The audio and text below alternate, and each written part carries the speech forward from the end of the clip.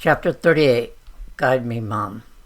I am an infant, your child, in your arms, God, nourished at your breast, warmed by your milk, Mother. Don't let me go. As an infant, I come to you, lying back in your arms, listening to your heart and my heart together. Speak to this child.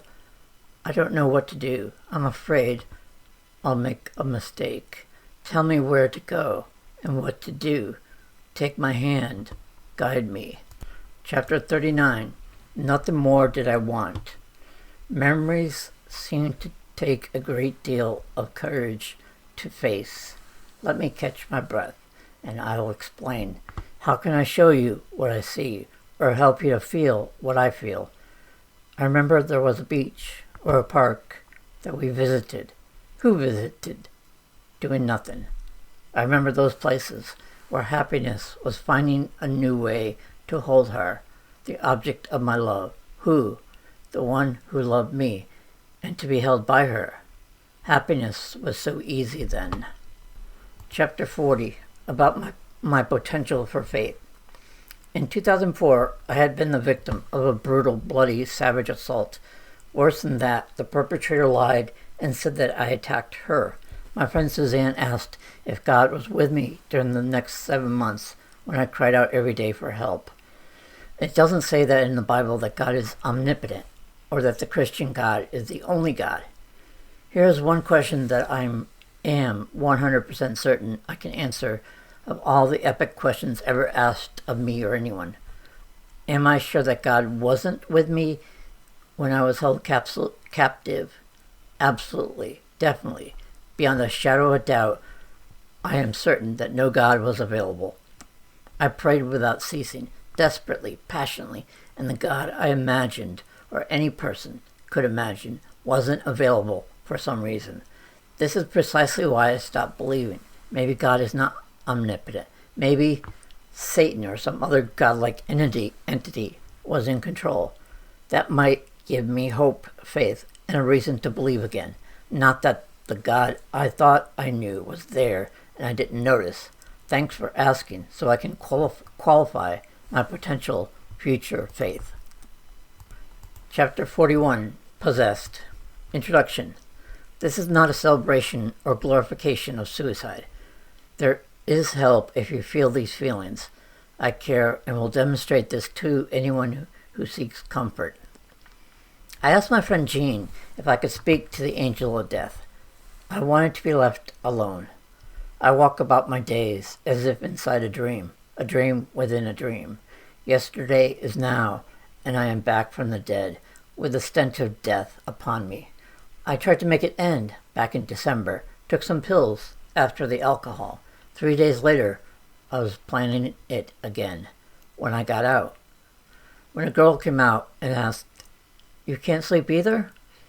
You mean I'm not alone?" I wondered. I kept trying to figure out if this entire experience was, quote, real. Is this really happening? Are you seeing or hearing things? Asked the nurse. I wish, I said, or should I be? They laughed. That's the thing, nurse. An entirely normal population is going about their lives, celebrating an idea, a belief. They think a man was born to a woman without her having had sex.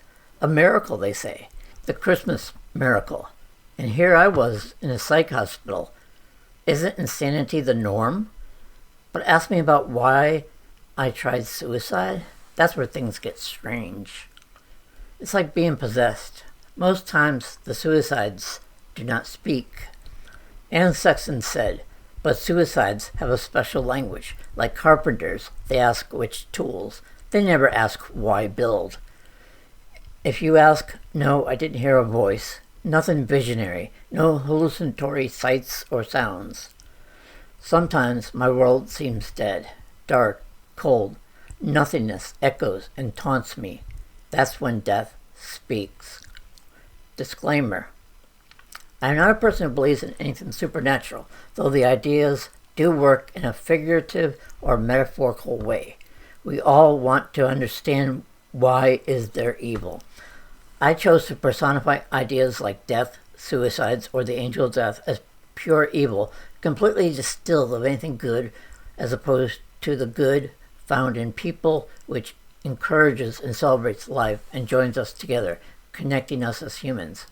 If you are feeling this darkness, this despair, this isolation, and a sense that there is no warmth, compassion, or goodness in the world, I get it and would say that you are listening to the wrong people. Some people just are not as instinctually compassionate, caring, or empathetic as others. Some people are narcissistic and lack the capacity to empathize. I was told by a friend who helped me to pay it forward. I now work as a caseworker on a mobile crisis unit, and I assist those who have undergone some crisis. A crisis is whatever you feel is a crisis. If you call our crisis line, someone will come out and see you. I might be asked to follow up with you if you are residing in the area that I serve. I mentioned the ideas of Anne Sexton from her poem Wanting to Die. In that poem she writes, "But suicides have a special language. While I now understand that language and can speak it." This poem was inspired by a time when I had a suicidal urge. However, I may have spoken in their language already. I will be able to understand, and there are others that understand you. This is a serious matter, and I would not dare to state that I have nothing to worry about any longer. That's why those who do have compassion, love, and empathy need to act and take the matter seriously. We need you to take it seriously when you know someone who is suffering. I certainly hope that neither I nor anyone else feels possessed by this force of destruction.